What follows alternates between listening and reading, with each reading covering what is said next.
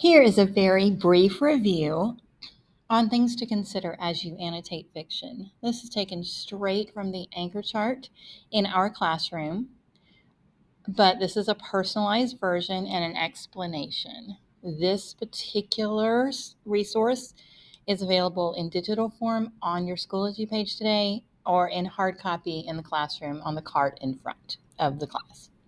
So as you annotate, one thing you might think about are signposts. The whole chart of signposts is also on this resource, and we'll talk about that in a minute. So we'll skip down to word gaps. As you come across words you don't know, annotate your thinking as you try to figure out the word's meaning. So saying word gap is not enough. You need to note that, oh, this word reminds me of another word I know. It looks similar to a word that, so I think it might mean the same. Or the context clues make me think maybe this means, and then you say what you think. That's a good annotation for word gaps. Connections is something that you read connected in some way, or does it make you think in some way of something that you've read somewhere else or that you have seen on a movie or in real life or experienced yourself? So note your thinking. For example, you might read something that makes you remember an article you read, or say that reminds me of the time when I experienced this, where I felt the same way as the character. That's an example of a good connection annotation. And finally, author's craft. If you notice any good figurative language, a sensory detail description, effective word choice, note that and tell why you think it works. Quick refresher, here are the fiction signposts: contrasts and contradictions, aha moment, tough questions, words of the wiser, again and again, and memory moment. And the important thing is, as you note these, you need to explain why you notice it and why it's important. So just saying you see a signpost is not enough. You need to explain your thinking. So as you annotate your story, you also may want to look at the rubric that will be used to score it. So make sure that you do these things. Now notice there are 5 different categories on this rubric.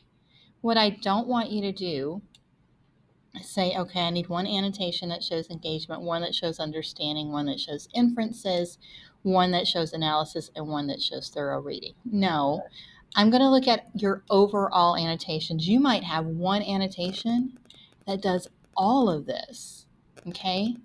So if you are reading, say, The Telltale Heart, for example, and when you notice that the author is saying, I'm not mad, why would you say that I'm mad?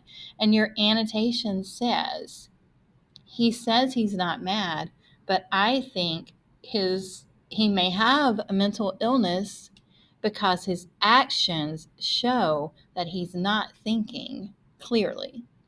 If you said that, that does show engagement. You're paying attention to what's going on. You understand the text. It shows that you understand the plot and the characters and are maybe asking valid questions about that. If you say, he says he's sane, but is he really? That same thought, that same annotation shows inferences. You are inferring that the guy really does have mental health issues. And so that is a good inference. And it's also showing great analysis. You're reading thoughtfully, engaging in critical thinking, making connections, and noticing author's craft. Now, that particular annotation might not show connections or author's craft, but it does show critical thinking. So you've checked that box. The very last category, this kind of is code for, did you do enough? Did you really read the text and annotate more than just a couple of places? That's what annotations show thorough reading is about. Annotations show effort and quality work. So as you annotate, use your rubric to make sure that really what you're writing on your paper shows that you are thinking as you read. That is the key to getting a good score on this particular assignment.